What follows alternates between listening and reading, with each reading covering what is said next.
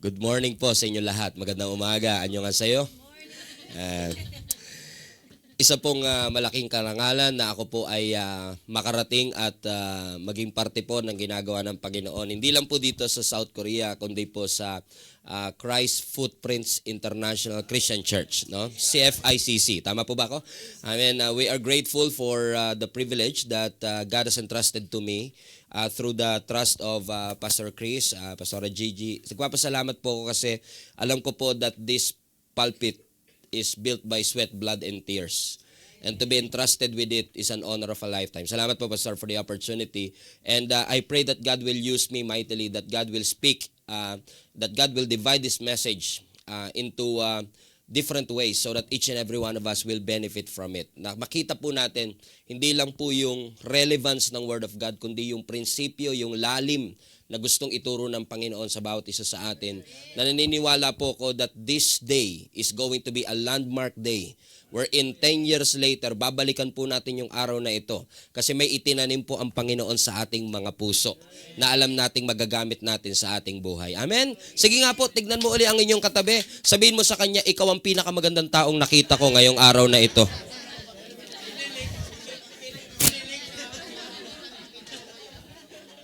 Kinilig eh, no? Sige po. At allow me to formally introduce my wife as well. Ang si Jenny po, ang pinakamagandang babae sa balat ng lupa. Ayan. Ayan po. At pagka nagpipreach po ko sa ibang church, Pastor, marami yung hindi man naniniwala na napakasalan ko ang pinakamagandang babae sa balat ng lupa. Nagtataka ho sila na paano daw yung mukhang to nakapang-asawa ng pinakamagandang babae sa balat ng lupa. Kaya po, para makumbinsi ko sila, nagdadala ako ng picture. Okay? In fact, nagdala ako ng picture. Pakita mo nga yung unang picture, Nak, doon sa ano ko. Kasi parang sabi ko, parang pagka sinasabi ko napakasalan ko yung pinakamagandang babae sa balat ng lupa, di sila naniniwala. So nagdadala ako ng ebidensya kasi minsan pag walang ebidensya, di sila naniniwala eh. Sige, yung unang picture nga, Nak, yung una lang. Yan. So pag pinapakita ko tong unang picture, hindi pa rin sila naniniwala. Kasi nga, wide shot daw eh. Bakit? Panahon ng AI ngayon, tsaka ng Photoshop, malay ko ba kung totoo talagang ako yan. So natutunan ko, nagdala ko ng pangalawang picture, dinala ko yung next picture po, yung kiss the bride moment namin. Pero pag dinadala ko to, hindi pa rin sila naniniwala, Pastor, kasi nakatalikod daw po ako dito eh. Kaya dinala ko na yung pangatlo para sigurado. Yan po yung picture namin. Kinasal kami noong 2012. Pero kahit nadaling ko to, hindi pa rin sila naniniwala. Kaya minsan dinadala ko na yung tunay na substance. Ito na talaga, totohanan na to. Pag ito, hindi pa rin kayo naniwala. Ewan ko na lang, ano. Kami po ni Jenny is co-pastoring an amazing church. Bias po ako, no? Jesus is Alive Kamanaba sa May Monumento. And katulad po ng lagi kong binabanggit, no? Kung kayo po ay mauuwi sa Pilipinas at wala po kayong malapit na simbahang mapupuntahan, welcome po kayo na maka-attend po sa amin as part of our family. And we are just grateful for the opportunity kasi alam ko na hindi po aksidenteng dinala ako ng Panginoon sa lugar na ito. In fact, buzzer beater po yung visa namin. One day before ng flight namin, doon lang dumating yung visa namin. Kaya talagang alam ko, niloob to ng Panginoon. I had peace in my heart and I know God will talk to us in a powerful way. Sabi mo nga sa katabi mo, wag mo ko istorbohin, ako kakausapin ni Lord today. Alright. We want to greet and welcome as well those who are joining us online and will be watching this maybe in the future, 3 years later, and we hope that you find this still relevant sa araw na ito. And let us pray. Manalangin po tayo sa Panginoon. Lord, maraming pong salamat sa umagang ito. Hindi aksidenteng dinala niyo po kami sa lugar na ito. There's nothing spectacular about me, but there's everything marvelous about you. And I believe, Lord God, this message, Lord God, will outlive me, will outlast me. As we study the smartest book in the world, dalangin ko, Panginoon, na hindi lang po ito basta maging informational, hindi lang po ito basta maging motivational, ito po ay maging transformational sa aming mga buhay, Lord God. After all, we don't come here to be informed. We came here because we want our lives to be transformed. So baguhin niyo po kami. In Jesus' name we pray. Amen. Sige po, buksan po natin ang Bibles natin sa Matthew 25. We are going to talk about one of the most famous parables of Jesus Christ, in which familiar na po kayo, the parable of the talents. No? Matthew 25 verse 14. Are you with me? Sige po. Again, it will be like a man going on a journey who called his servants and entrusted his wealth to them. To one, he gave 5 bags of gold, to another 2 bags, and to another 1 bag, each according to his ability. Then he went on his journey. The man who had received 5 bags of gold went at once and put his money to work and gained 5 bags more. Verse 17, so also the one with 2 bags of gold gained 2 more. Verse 18, but the man who had or received 1 bag went off, dug a hole in the ground, and hid his master's money. After a long time, the master of those servants returned and settled accounts with them. The man who had received 5 bags of gold brought the other 5. Sabi niya, Master, you entrusted me with 5 bags of gold. See, I have gained 5 more. His master replied, well done, good and faithful servant. You have been faithful with a few things, and I will put you in charge of many things. Come and share your master's happiness. Verse 22, the man with 2 bags of gold also came. Master, you have entrusted me with 2 bags of gold, and see, I have gained 2 more. His master replied, verse 23, well done, good and faithful servant. You have been faithful with a few things, and I will put you in charge of many things. Come and share your master's happiness. Verse 24, then the man who had received 1 bag of gold came. Master, I knew that you are a hard man, harvesting where you have not sown and gathering where you have not scattered seed. So I was afraid and went out and hid your gold in the ground, and see, here is what belongs to you. His master replied, you wicked, lazy servant. So you knew that I harvested where I have not sown and gathered where I have not scattered seed. Well then, you should have put my money on deposit with the bankers, so that when I returned, I would have received it back with interest. So take the bag of gold from him and give it to the one who has 10 bags. So 11 na yung kanya. For whoever has will be given more, and they will have an abundance. But whoever does not have, even what they have will be taken from them. Sabi mo nga sa katabi mo, if you don't use it, you will lose it. Amen. For whatever will be taken from them. Pinamagatan ko po yung mensaheng itong faithful with what you have. Faithful with what you have. Sabi mo sa katabi mo, are you faithful with what you have? Alam niyo po, yung passage na ito ay kilala po sa parable of the talents. Isa rin po sa kinukonsider na one of the most significant parables of Jesus Christ. Pero ano po ba ang ibig sabihin ng parable? Ang parable po ay mga simpleng storya na packed with gold. Ito po ay mga simple story na punong-puno, hitik ng mga revelation na magcha-challenge po sa bawat isa sa atin to step up our faith. In fact, kung titignan po niyo yung buong konteksto ng Matthew 25, pinapaalala po sa atin ng ating Panginoong Yesus yung mga bagay na dapat po nating gawin from ascension of Jesus Christ to the second coming of our Lord Jesus Christ. Reminder po ito, mga kapatid, na yung mga desisyon natin ngayong araw na ito ay meron pong eternal implication. Ibig sabihin, whatever you have decided in this earth will have an impact in your eternity. Pero hindi lang po ito basta parable, referring to the parable of the talent. Everybody say talent. Now, sa atin pong English language, sa Tagalog language, sa Pilipinas, pag sinabi nating talent, laging yang sumayaw, kumanta, o kaya tumulay sa alambre na kumain ng apoy, o kaya matulog habang preaching. Yan po yung mga talent, na marami sa atin ay kabisado natin. Pero yung talent po dito sa text na ito is actually currency. Parang Korean won, Philippine peso. Nang ibig po sabihin, nagtatalo-talo maraming Bible scholar, pero magkasundo na lang po tayo na ang sinasabi po nila, most of them at least, ay 1 year of wage ang isang talent.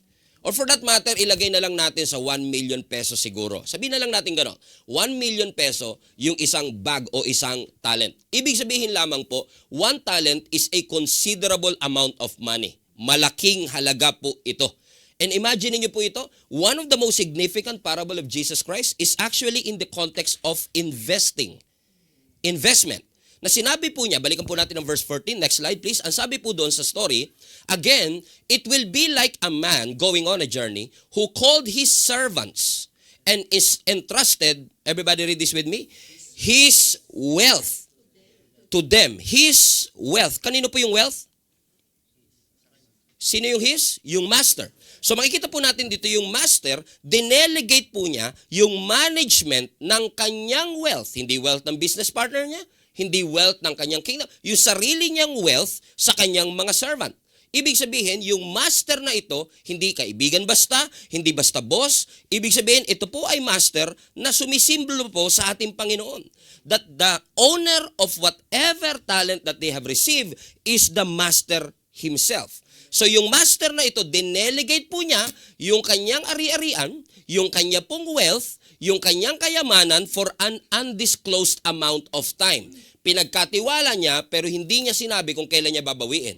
Binigay niya, pinagkatiwala niya pero hindi niya sinabi kung kailan siya babalik. Pero pansinin po ninyo yung next slide. Ang sabi po doon, entrusted. So hindi lang yung wealth kanya, yung wealth na kanya ay ipinagkatiwala niya. Ibig sabihin, yung mga servant hindi entitled for it, but they were entrusted by it. Ibig sabihin, ipinagkatiwala po ito at makikita po niya sa mga succeeding verses na pinapatunayan po ng parable na ito na yung bagay na nakuha nila, yung bags o talent na nakuha nila was actually galing mismo sa master. Ibig sabihin, kung ang master na ito ay babalik at magkakaroon ng auditing at ng accounting, may karapatan siyang mag-audit, may karapatan siyang mag-accounting. Bakit? Sino ba ang may-ari in the first place? Yung master. Ibig sabihin, everything that they have belongs to the master. Which reminds us, mga kapatid, that everything that we have comes from God and belongs to God. Ang sabi ng Psalms 24, the earth is the Lord's and everything thereof. Ibig sabihin, lahat ng bagay sa mundo, ikaw at ako, tayo pong lahat ng ating pag-aari ay pag-aari din po ng Panginoon. Ito pong lahat ay regalo ng Panginoon. Yung trabaho mo, regalo ng Panginoon. Yung kaibigan mo, regalo ng Panginoon. Yung connections mo, regalo ng Panginoon. Yung diploma mo, regalo ng Panginoon. Yung katawan mo, regalo ng Panginoon. Yung katawan mo na healthy at sexy ay regalo ng ating Panginoon. Yung mga talent and skills mo, regalo ng Panginoon. Yung experience mo, regalo ng Panginoon. Pati social media platform natin ay regalo ng ating Panginoon. Why? Because everything that we have comes from God and belongs to God. You did not get it by yourself. You did not achieve it by yourself. You did not make it by yourself. You did not earn it by yourself because everything that you have comes from God and belongs to God. Ibig sabihin, kung wala ang Diyos, we have nothing. Sabi mo sa katabi mo, sa Lord lahat ito. Yung pagkain sa table mo ay sa Panginoon, yung hinihinga mong oxygen ay sa Panginoon, yung trabahong papasukan mo bukas, sana meron pa, ay galing sa Panginoon, yung family natin ay galing sa Panginoon, finances natin ay galing sa Panginoon, ang resources natin ay lahat galing sa Panginoon. And maybe sasabihin mo, Pastor, malakas pa naman ako. And maybe you will say to me, Pastor, I'm strong, I'm vibrant, and I'm dynamic. But wait until you die. Because pag namatay ka, marirealize mo that you came in this world with nothing and you will leave this earth with nothing. Why? We are owners of nothing but all of us are stewards of everything. Wala tayong pag-aari, lahat ng bagay ay steward lang po. At lahat ng bagay na ipinagkaloob ng Lord, anak man yan, asawa man yan, pamilya man yan, connection man yan, pagkain man yan, lahat po yan gusto ng Lord na gawin natin ang lahat para maging mabuting katiwala nito. Sino pa may-ari? Ang Diyos. Ikaw ay manager lang. Ikaw ay katiwala lamang. Ibig sabihin, binigay sa iyo, in-entrust sa iyo, hindi ka entitled to receive it. You don't earn it, you don't merit it, you don't deserve it. Ibinigay, ipinagkatiwala, and therefore you are meant to steward everything that you have. Pero ito ang catch. Ang sabi ng verse 15, to the one, he gave 5 bags of gold.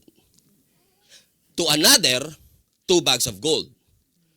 And to another one, 1 bag of gold. So pansinin nyo, pababa ng pababa to.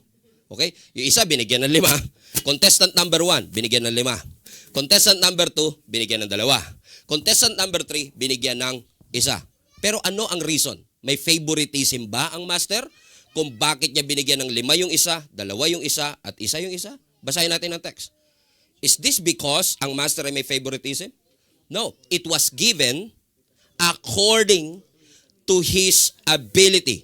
Ibig sabihin, yung master, alam niya yung capacity at yung ability ng kanyang mga servant na binase niya yung kanyang ibinigay sa kakayanan nilang maging steward.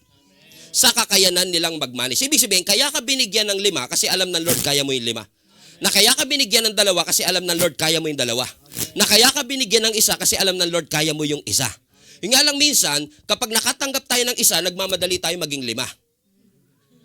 Amen? At ito napatunayan ko, kapag ka nagmamadali, walang wisdom. Walang wisdom. Bakit po? Pansinin nyo, yung mga tao, buti na lang wala sa Korea to. O, kasi ang mga CFICC, mga perfect kayo eh. O, mga Tagaman Church, ang pinag-uusapan natin dito. No? Pag-usapan natin mga wala dito kasi masarap pag-usapan pag hindi natin kasama.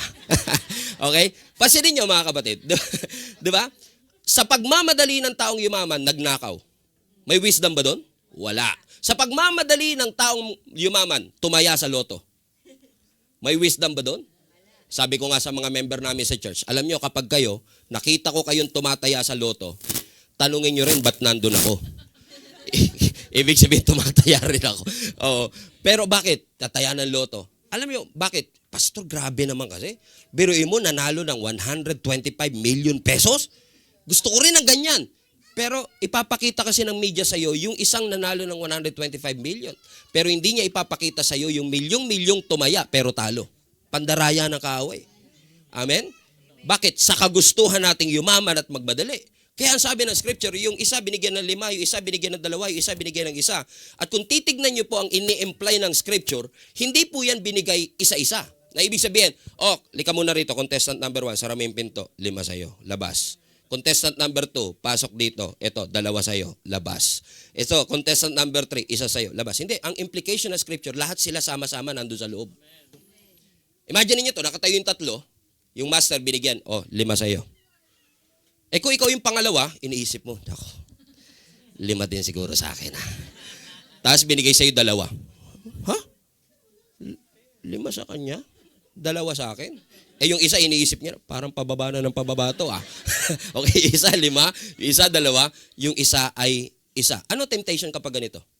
Unang temptation, you tend to compare. Bakit mas marami yung kanya? Bakit parang mas matagal pa ako sa kanya dito sa Korea, mas maganda pa kotse niya kaysa sa akin? Amen? Or pangalawang tendency at pangalawang implication natin, iniisip natin na, teka lang, total isa lang naman yung akin, di kayo na lang bahala sa buhay niyo. Kayo na lang. Total, kayo naman yung marami, kayo na lagi man libre. Pasinin niyo yan? Kaya mga kaibigan nyo lagi nang lilibre, biglang hindi na nag-chat sa inyo eh. Kasi feeling, bakit? Because we are tempted with this idea na total konti lang naman yung akin, hindi na ako magpa-participate. Bakit? Kasi iniisip natin, uy, teka, bakit isa lang yung akin? Ang deserve ko 5. Ang deserve ko 2. Pero hindi po yan binigay ng master based on his favoritism. Binigay po yan each according to their ability. And it is a nightmare, isang malaking bangungot na iniisip nating deserve natin yung 5 pero ang kaya lang nating i-handle ay 1. After all, we have to remind ourselves na kung may binigay na 1 ang Panginoon, blessing pa rin yun kasi ang deserve nating lahat, 0. Pero nung binigyan ka pa nga ng Panginoon ng 1, isang malaking pagpapala na kagad. Yun nga lang minsan, naiinggit tayo dun sa mga mas promoted, mas exposed, mas malaki, mas maraming meron sila na nakalimutan natin na hindi porket walang nakaka-appreciate, walang nakakakita sa'yo, ay ibig sabihin nun ay hindi ka na mahalaga. Amen? Ang pagiging Kristiyano hindi pasikatan, patapatan. Ang importante, tapat ka kahit na walang nakakapansin, kahit walang nakakakita, kahit konti lang ang meron ka. Amen? Bakit? Hindi porket tago, hindi porket walang nakakapansin, ay hindi ka napapansin ng Panginoon. Alam ng Diyos ang laman ng ating puso. Sino po sa inyo nagpapasalamat na hindi lahat ng parte ng katawan ninyo kita? Oo. Sino sa inyo nagpapasalamat na yung puso mo nakatago, yung baga mo nakatago? Sino sa inyo grateful? Kasi imagine niyo kung lahat ng parts ng katawan natin naka-exposed. I mean, di ba? I mean, pero itinago siya ng Diyos kasi may rason siya. In fact, kung sino pa yung nakatago, yun pa yung importante. So hindi porkit hindi kita, hindi mahalaga. Kasi yun ang tinatawag nating vital organs. Ibig sabihin, mahalaga siya sa function ng ating katawan. What if? What if lang What if yung baga nagselo sa mata? Sinabi ng baga, alam mo, laging yung mata na lang napapansin. Biruin mo kasi, di ba? Uy, ang ganda ng mata mo. Ang ganda ng mata mo. Never pa ako nakarinig. Ang ganda ng baga mo, Brad. Di ba? Never pa ako nakarinig niya. Lagi ko lang narinig. Ang ganda ng mata mo. Never pa ako nakarinig. Ang ganda ng baga mo, ha? Sakto yung shape. Maganda kulay, ha? Never pa. What if nainggit yung lungs? Sinabi niya, teka, lagi na lang yung mata na napapansin ah. Gusto ko lumabas din ako, ma-expose din ako. Ano mangyayari pag na-expose ang baga? Infection. Alam niyo ibig sabihin? Itinago yan ng Diyos kasi may rason siya. May rason ang Panginoon. Pero hindi porket nakatago, hindi porket hindi ka nakikita, hindi ka mahalaga. Mahalaga na may praise and worship team. Pero hindi porket nasa likod ng screen, ay hindi ibig sabihin hindi mahalaga. Kasi kahit gaano kaganda ang sasabihin ng pastor kung absent yung audio man, walang maririnig ang mga kapatid natin from Global Family sa kabilang dako. Amen? Palapakan natin si Lord. Amen. So, ibig sabihin, sabi mo nga sa katabi mo, huwag kang magselos. Alam ng Lord ang iyong kapasidad. Amen? So, don't decide what other people have. Decide what God wants for you to have. Amen? So, sabi ng Biblia, binigyan yung isa ng 5, yung isa binigyan ng 2, yung isa binigyan ng 1. Basahin natin, each according to his ability. Basahin nyo yung last part. And then, he went on to his journey. And what happened after that? Kung maalala nyo kanina binasa natin, sabi ng Bible, pag alis ng master, immediately they went to work. Napansin nyo po ba yan? Okay, ulitin ko ha. Sabi ng Bible, the master went on a journey and immediately the servants went to work. Okay, ulit. Third time is the charm. Okay, sabi ng Biblia, umalis yung master. Pag alis ng master, they went to work. The master left and they went to work. Bihira na po ngayon yan. Yung umalis yung boss, nagtrabaho pa rin sila. Bihira na po yan. Kasi nagtatrabaho na lang pag nandyan si boss eh. Pero yung umalis na yung boss, nagtrabaho pa, yun, mahirap na yun. Pero yun ang tunay na stewardship. Amen. Kaya mo bang maging steward sa bagay na pinagkaloob sa iyo even when no one is looking? Even when the crowd is not big? Even when the visibility is low, even when your boss is on a vacation, can you still give your best to God? Kasi ang tunay na increase nangyayari when you continue to be faithful even when no one is looking. Hindi nangyayari ang increase kapag faithful ka lang kapag may nakatingin. Ang tunay na increase nangyayari kahit na walang nakatingin. Kahit na hindi nakatingin ang boss mo, nagtatrabaho. Kahit hindi nakatingin ang pastor, ginagawa mo ang pinapagawa ng Panginoon. Katulad po ni David. Si David po ay inanoint to be the next king of Israel. Considered to be one of the most competent king in Israel of all time. Pero ano sabi ng Biblia? Saan ba nagsimula si David? Di ba si David po, nung pinuntahan ni Prophet Samuel yung bahay ni Jesse, si David wala siya doon sa bahay. Ibig sabihin, sarili niyang anointing service, di siya invited. Amen? Kasi itong si Prophet Samuel, naghahanap siya ng mukhang hari, pag tumindig, hari.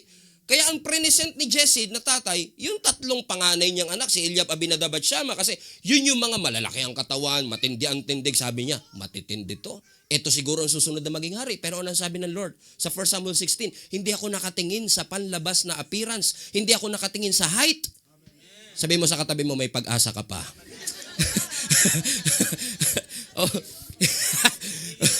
Hindi nakatingin pero saan nakatingin ang Panginoon? Sabi ng Biblia, ang tao ay nakatingin sa panlabas na kaanyuan, pero ang Diyos ay nakatingin sa ating mga puso. Ibig sabihin, ano ginagawa ni David? Si David nandoon sa field, nag-aalaga ng tupa. Pero who would have thought yung nag-aalaga ng tupa, magsusulat siya, the Lord is my shepherd, I shall not want. He makes me lie down in green pastures. Si Elisha bilang magsasaka. Amen? Si Elisha bilang magsasaka, he was plowing the field of his father. Pero naka-receive ng double portion of anointing. Bakit? Kapag tapat ka habang walang nakatingin, hanggat tapat ka habang walang nakaka-appreciate sa'yo, hindi ibig sabihin hindi nakikita ng Lord yon. Hindi porket tago ka, hindi ka na mapapansin ng Panginoon. In fact, yung mga season na mahina, yung season na walang nakakapansin, yun ang season of preparation ng Panginoon sa iyo. Habang walang nakakapansin ng effort mo, maging tapat ka lang. Kahit hindi napapansin ng boss mo ang lahat ng hirap mo, maging tapat ka lang. You don't do it for them, you do it for the Lord. Amen, kahit hindi na-appreciate ng leaders, ng mga tao, ang lahat ng effort mo. Why? Because whatever you do it for the glory of God. Sabi mo nga sa katabi mo with attitude, whatever you do. Lagyan yung kilay. Whatever you do. Lagyan mo na attitude. Sabi mo sa kanya, whatever you do it for the glory of God. We are not faithful to glorify our boss. We are faithful because we want to glorify the Lord. After all, when you remain faithful, ano sabi ng 1 Corinthians 15:58?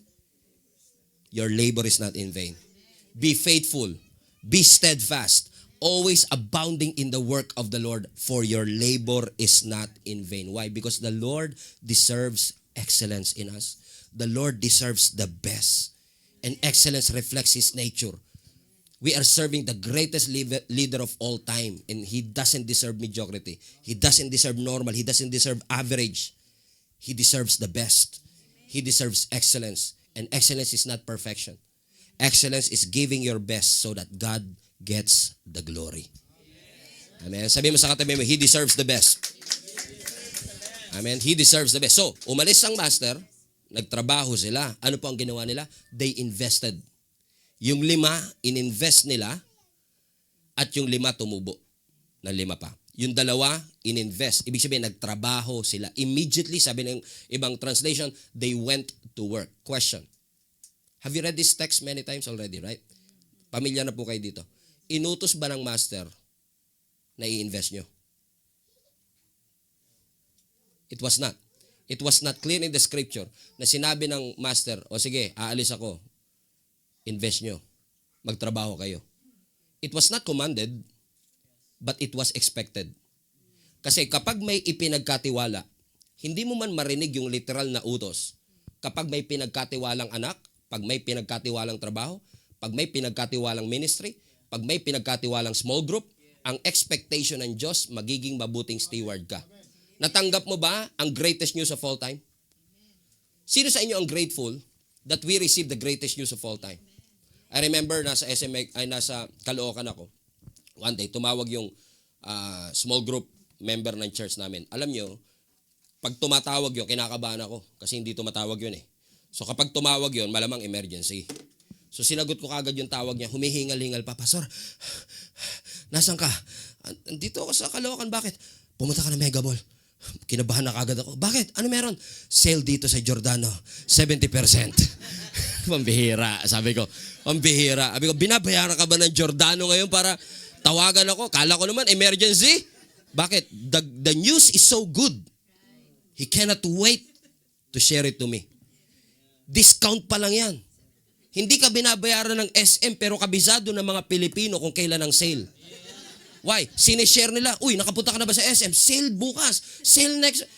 Alam na alam ang sale. Magandang balita kasi. Pero pinagtataka ko bakit yung pinakamagandang balita sa buong mundo na si Jesus na matay, nilibing at muling nabuhay, tikom ang bibig natin. Binigay sa'yo, ayaw mo ibigay sa iba. Pinagkatiwala sa'yo, ayaw mo i-share sa iba. Hindi kayo yun. Kasi mga taga-Korea, perfect eh. Ano ang tawag nyo sa basketball player na hindi namamasa? Ha? Oh, hindi ako nagsabi niyan, ha? Kayo po nagsabi niyan. May pinasa ba ang Lord sa atin? Yes. Pinagkatiwala ng Panginoon and He expected us to be able to be a good steward of the greatest news of all time. Kaya ang heart cry namin sa Kamanaba, punuin ang langit. Bakit? Masyadong malaki ang langit. Si Jesus bumaba, hinubad ang kanyang pagka-Diyos. Bumaba mula sa langit, hindi mo siya kayang abutin, kaya siya ang umabot sa bawat isa sa atin. Hindi tayo perfecto, but we are serving a perfect God who died on the cross for all of us. And that news deserves to be heard. Be a good steward of the news that you have heard. Amen? Sino sa inyo excited na pagdating po natin ng langit, magkikita-kita ang CFICC? Sarap, no? Magkikita-kita tayo doon. Uy, Pastor ninyo, reunion tayo, di ba? Naalala niyo pa po ba? Sarap ng feeling. Ang sarap ng feeling na nandun yung ka-churchmate mo, nandun yung mga kaibigan mo, nandun yung mga ka-office mate mo, pero isang malaking bangungot na wala doon ang pamilya mo. Amen? The very news that changed your life, the very news that changed the way you live, the very news that Jesus died on the cross, that very news is the reason why I gave up my career. The family needs to hear it. I remember one time, nagkaroon ako ng burden to share the gospel to our family. Kausap ko yung tatay ko na pastor din. Sabi ko pa, may mga kamag-anak ka pa ba dito sa Maynila na hindi pa Christian? Share natin ang gospel. Kasi karamihan nung kilala ko at least ay kasama po namin sa church. Sabi ng tatay ko, lahat nasa probinsya na eh. Nanay ko nagsalita. Sabi niya, may mga pinsan ako dyan sa may Las Piñas. Marami yun sila, hindi pa yung mga Christian. Sabi ko, tara, puntahan natin. Pinuntahan namin, nagdala lang kami ng palabok. Yun lang puhunan, palabok. It only takes palabok. Dala kami palabok. Siyempre, pinakain muna namin. Bago pinakain ng Word of God, nag-share kami ng Word of God. Alam mo, sabi ng mga pinsan ng nanay ko, next week, Bible study ulit tayo. Nag-aantay lang pala sila nang may pupunta sa kanila. At alam niyo nangyari, naging regular yung Sunday service. Ngayon, Jesus is alive, Las Piñas na siya. Amen? Walang imposible sa Panginoon. It only, but somebody has to have the burden to share the gospel. Nagtataka ako sa Pilipinas. Sa Korea po kasi walang ganito eh. Sa Pilipinas lang po. Kasi perfect nga po kayo dito na po. Chismosa sa totoong buhay. Pero pagdating sa gospel, tikom yung bibig. Pero pag buhay ng iba, kabisado nila yon. Buhay ng mga K-pop stars, kabisado nila yan. Season ng kabisado. Pero pag buhay na si Jesus, tikom bibig nila. May kilala po kayong ganyan. Pero taga ibang lugar, no? Kasi perfect po kayo dito po. Amen? It was not commanded, but it was what? Expected. I believe the point of the parable is that God wants us to use whatever we have been given. Gamitin natin para sa kaluwalhatian ng ating Panginoon. Pasinin nyo, yung isa 5, yung isa 2, isa, each according to their ability. So, not everyone has the same ability. Not everyone has the same amount of talent. But every one of them has the same opportunity. Hindi man pare-pareho ang binigay, pero lahat po tayo may opportunity. Ang nakita lang nung isa na may 5, kaya naging 10, at yung 2 naging 4, is because they saw this as an opportunity to grow. Ang nakita nung isa, responsibility na naman to. Pahirap, utos na naman to eh. Dinidespise kasi natin dahil maliit. Pero kapag naging tapat ka, kahit maliit, kayang i-multiply ng Lord. If you give your not enough to the God of more than enough, God is able to multiply it. Naalala niyo po yung story sa Bible na pinakain po ni Lord yung 5,000 men? Approximately 12 to 15,000 people kung kasama ang mga babae at bata. Amen? Sino ang ginamit doon ng Lord? Bata na hindi counted sa 5,000. Kung sino pa yung discounted, yun pa yung ginamit. Yung hindi na-appreciate, yun pa yung ginamit. Ano ginawa niya? Dinala niya yung 5 tinapay at 2 isda. 5 gardenia lang yun, tsaka 2 ligo sardines. Ibinigay niya kay Jesus. Ano sabi ng Bible? Ang sabi ng Biblia, itinaas ni Jesus ang 5 tinapay. Sapat, kulang. Yung 5 tinapay. Sapat sa 5,000 tao? Kulang. Pero itinaas ni Jesus at ipinagpasalamat. Kung tayo yun, pag kulang, irereklamo. Kaya hindi dumadami. Pero kay Jesus, pinagpasalamat ni Jesus. Ano sabi? Na multiply. Bakit? Ang tapat sa maliit, pinagkakatiwalaan ng Lord ng higit. Yung 5, may opportunity siya para maging 10. Pero maaaring ikaw, yung business idea, pwede magkaroon ng opportunity for global market. Yung skills na meron ka, pwede may opportunity to bring you to places that you've never been. Lahat ng malalaking Facebook page, nagsimula sa isang follower. Lahat ng malalaking simbahan, nagsimula sa isang location.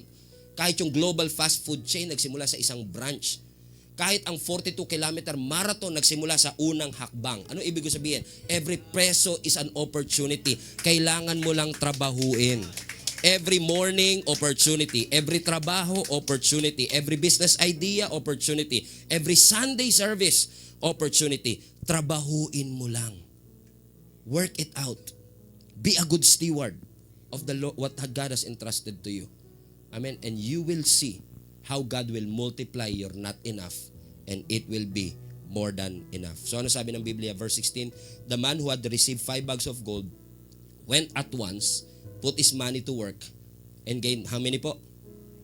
5 more. So also, one with 2 bags gained 2 more. So yung 5, naging 10, yung 2, naging 4. Ano mas marami, 5 o 2?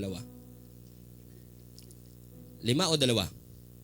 Hindi po trick question. Ano po mas marami, 5 o 2? 5. Ano mas marami, 10 o 4? Pero parehong 100%. Kaya yung sinabi ng master, parehong-pareho, well done, my good and faithful servant. Kasi minsan tayo, ang thinking natin, magagawa ko lang ito kapag marami yung meron ako. So, If God will give me more, I can do more. If I have more salary, I can do more. If I will have more salary, I can help more. I can tithe more. I can give more. But can you be faithful with what you have? Kasi minsan, ang lagi lang natin kinikita yung bagay na meron, pero maraming bagay na binigay at pinagkaloob po ang Panginoon sa atin that sometimes we don't appreciate. Amen po ba mga kapatid? Be faithful. Ilan po pintuan nyo sa bahay?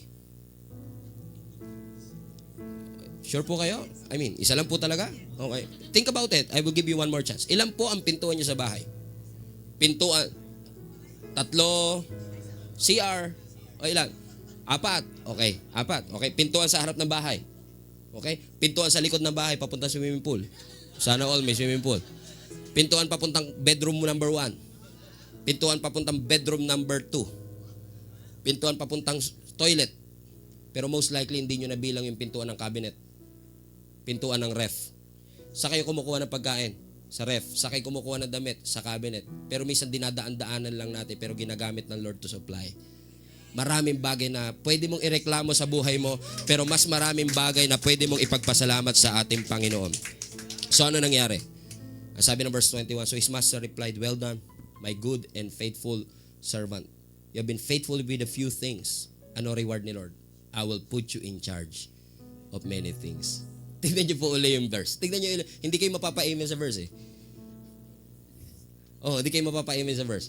Kasi sabi, tapat ka sa konti. Kaya dadami responsibility mo. Di ba? Pansinin niyo, hindi siya binigyan ng trophy. Hindi siya binigyan ng medal. Ano binigay?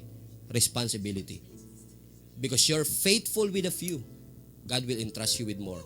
I remember when I was a youth pastor, I think nasa 18 years old na, papunta ako ng 19 years old at this point. And nung unang-unang youth service na ako po ang youth pastor, this was year 2004. Amazed na amazed ako kasi more than 100 young people ang pumunta. And with my youthfulness and arrogance, sabi ko, ganito lang pala kadaling magpastor ng youth.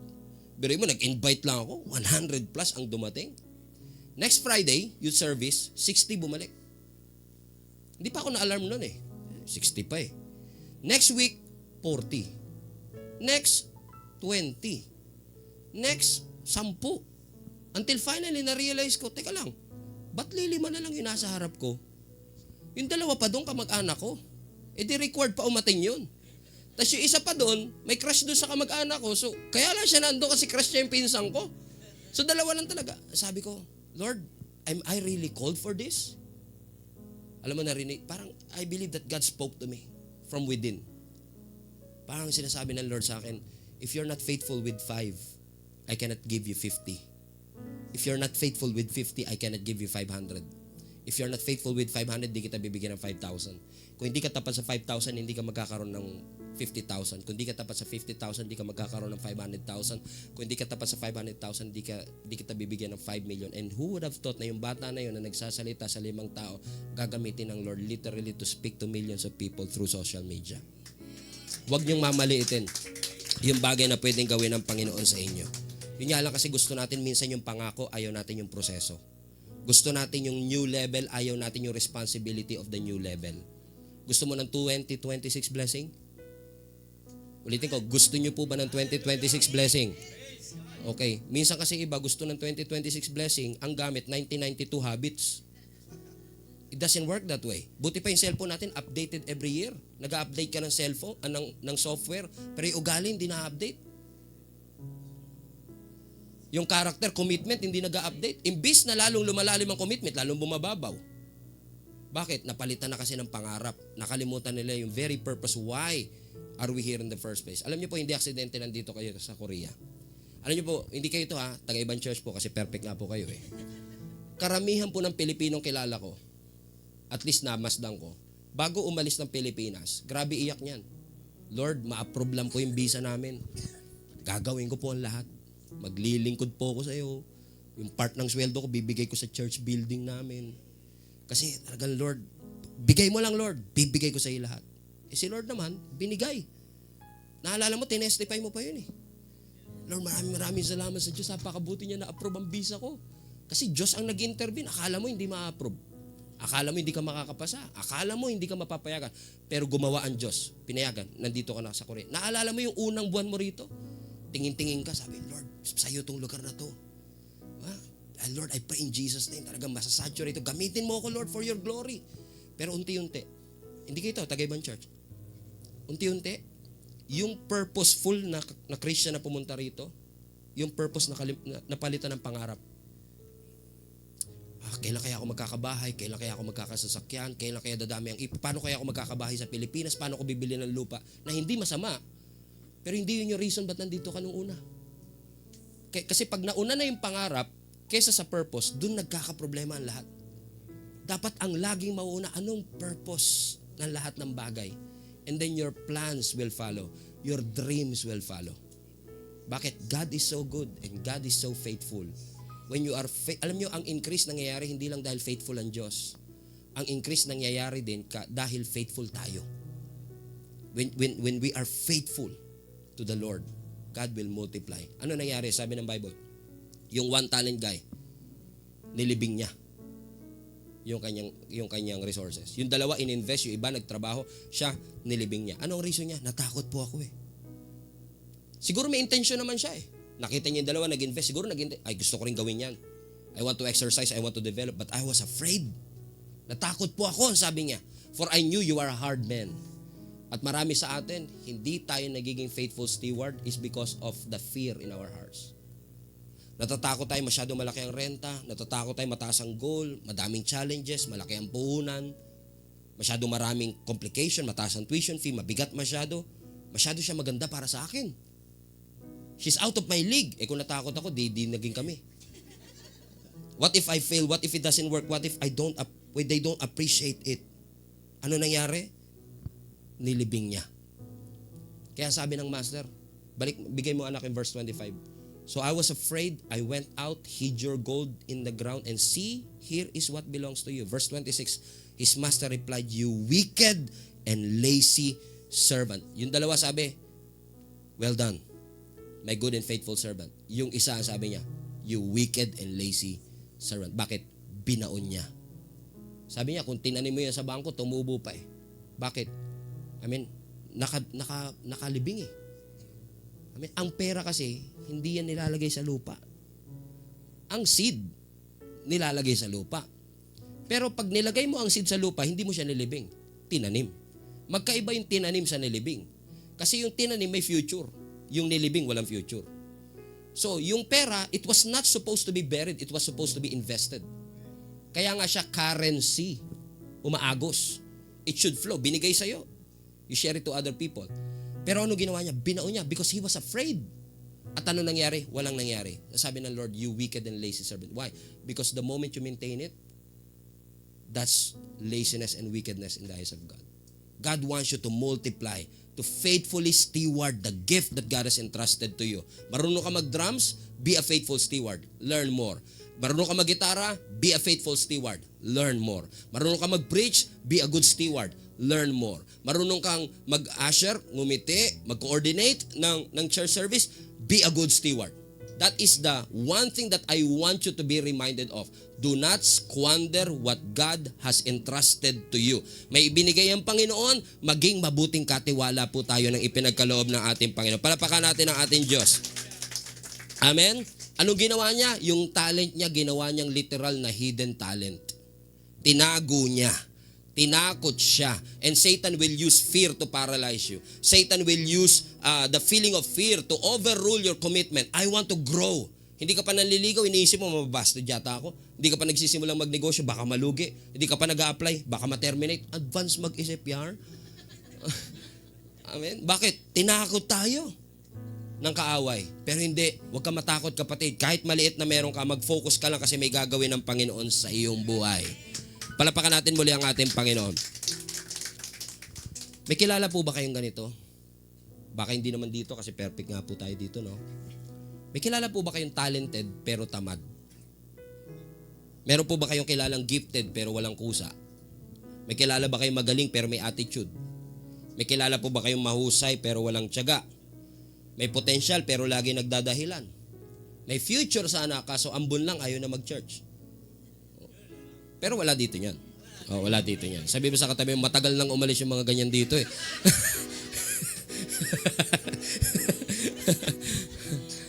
Naniniwala ako sa pinaprophesy ni Pastor kanina. The next few years is going to be a year of increase. It's going to be a year of multiplication. Amen? Amen? God is going to multiply more workers, more leaders, more resources. But let's be faithful. Tayo na nandito, be faithful. Amen? Huwag ka mag-settle for less. Maganda design ni Lord sa'yo. Maganda pagtawag ni Lord sa'yo. Maging faithful ka lang sa pinagkatiwala ng Diyos. Kasi minsan tayo gusto natin mag-elevate. Pero minsan ayaw natin mag-transform. Pero God wants you to be transformed first bago kanya dalhin doon sa multiplication and increase.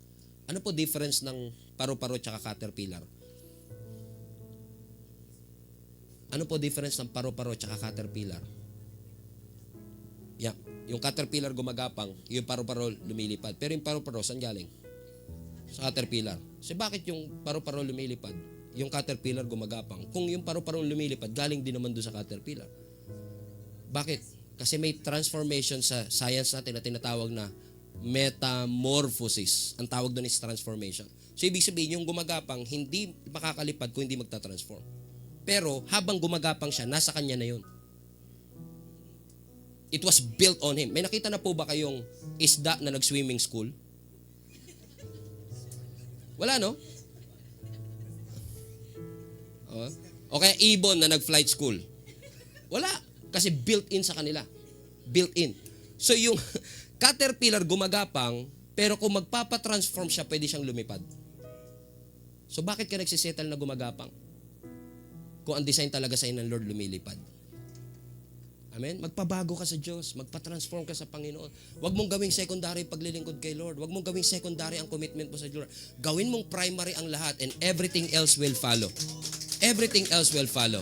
Amen? Be a faithful steward. How to be faithful steward? Pursue God first. Pursue your relationship with God first and everything else will follow. Ano po ang sabi ng, I will close with this. Psalms 23 verse 6. Blessings and mercy shall follow you all the days of your life, and you shall dwell in the house of the Lord forever. Sino sa inyo gusto niyo ng blessing? Sino sa inyo gusto niyo ng mercy? Pero ano sabi ng verse? Blessings and mercy shall what? Follow you. Follow you. Teka lang. So, blessings will follow you. O, parang ganito yan. Bawa si Jenny, siya naman blessing ko siya tawagin ko. Okay, dito ka sa kanan. Sabi ng Biblia, blessings and mercy shall follow you. So, kung siya ang blessing, she should follow me. As I follow God, blessings will follow me. Ibig sabihin, pag ako sumunod kay Lord, kahit saan ako pumunta, susunod siya. Automatic. Pero bakit maraming Christian ang pagod? Pansin niyo kung bakit maraming Christian ang stress. Bakit maraming Christian sa Korea ang stress at pagod and worried and anxious? Because ito ang design, binabaliktad nila. Instead of following the Lord, they pursue the blessing. And pansinin nyo, the more you pursue the blessing, the more siya lumalayo. Habang hinahabol mo ang pera, lalong nawawala yung pera eh. Tama? Bakit? Hindi kasi ganito ang design.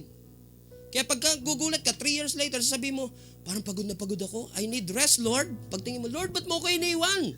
Hindi ka iniwan ni Lord. Ikaw ang lumayo sa Kanya because you chose to follow the blessing. Pero ang design ng Lord, effortless. Ang design ni Lord, very simple. As sinasabi ni Lord, pursue me and blessings will inevitably follow you all the days of your life. Diba? Paradigm shift. It changes the way we think. It changes the way we live. Amen? Maging tapat ka lang sa pagsunod mo sa Panginoon. Unahin mo lagi ang Panginoon. Unahin mo ang Kanyang kaharian. Magugulat ka po sa bagay na pinagkaloob. Maaaring sabihin mo, Pastor, hindi naman libo-libo member ng church namin. Hindi naman magaganda mga equipment ng church namin. Konti worship leader namin. Konti. Pero kapag tapat kayo sa konti. Amen. Huwag ka lang mapagod. Kasi pag nandun ka sa planting season ng buhay, talaga minsan nakakainip dyan. Imagine mo kung ikaw yung buto, nilagay ka sa ilalim ng lupa. Talaga ang dilim dun eh. Wala kang kasama. Hello? Pero hindi porket wala kang nakikita sa ibabaw ng lupa, walang nangyayari sa ilalim ng lupa. Hindi porket wala kang makitang numbers, walang ginagawa ang Panginoon. Hindi porket wala kang makitang pagbabago, walang ginagawa ang Panginoon. God is developing you and preparing you sa dark room, sa ilalim ng lupa, so that one day you will burst, you will grow, you will break through. Pero kailangan sundin lang ang design ng Lord. Maging faithful sa meron at pagkakatiwalaan ka ng Lord na malaking bagay. Sige nga po tayo. Pwede ba kayo yumakap ng 5 tao, sabihin mo sa kanya, walang iwanan, maging faithful tayo sa pinagkaloob ng Panginoon sa atin. Amen. Maging faithful tayo sa pinagkaloob ng Lord sa atin. My Jesus, my Lord, you're the love of my life. Wherever you go, wanna be by your side. No longer I, but Walang iwanan. living Maglilingkod ang kawakas. Amen? serving you Praise God. for all eternity. Sabihin mo sa katabi mo, be faithful with what you have. Be faithful with what you have. In this race that And God will give you something that you've never thought pwedeng gawin ng Panginoon at ibigay ng Panginoon sa atin. I believe that nang-usap ang Panginoon sa atin. Naniniwala po ako meron po siyang nilagay sa ating mga puso. And I want you to be a good steward of that seed that God has planted in your life. Gagawin ni Satan na lahat para nakawin, tanggalin. Pero let's pray to the Lord. The Lord, ingatan nyo. Protektahan nyo po ang bagay na pinagkatiwala nyo sa amin. Panginoon, we're just grateful for the opportunity that you have entrusted to us today. Salamat, Panginoon, for reminding us of stewardship.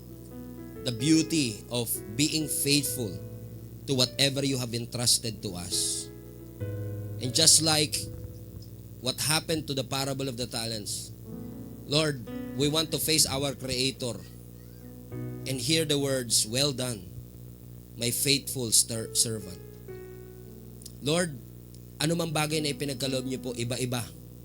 Each according to our ability. But nevertheless, we believe you are reminding us, maging tapat po kami sa bagay po na ipinagkaloob niyo. For I know that you are a God who is able to multiply our not enough, for we serve a God who is more than enough. So God, tulungan niyo po kami. Enable niyo po kami through your grace. Alam namin na hindi po willpower, hindi galing, hindi talento, ang magagamit lamang namin para maging mabuti kaming katiwala. Gusto mo, Panginoon, ng aming buhay ay maging banal na totoo, Panginoon, sa mga bagay na posibleng mangyari kung ikaw, Panginoon, ay aming magiging Diyos. Kung ipagkakatiwala namin ang lahat ng bagay sa iyo. So tulungan niyo kami at turuan niyo po kami na maging mabuti po kaming katiwala ng mga bagay na ipinagkaloob niyo. Ito man ay buhay, testimony, ito man ay resources, ito man ay paglilingkod o talento na meron kami, Lord, magamit po namin ito para sa iyong kaluwalhatian. Muli po, sa iyo ang pinakamataas na papuri at pinakamataas na pagsamba sa pangalan ng aming Panginoong Yesus. Ang lahat ng anak ng Diyos sumigaw ng amen. Sige nga po, pwede ba kayo pumalakpak ng at least 5 seconds at sabihin mo, napakabuti ng Diyos. you're the love of my life.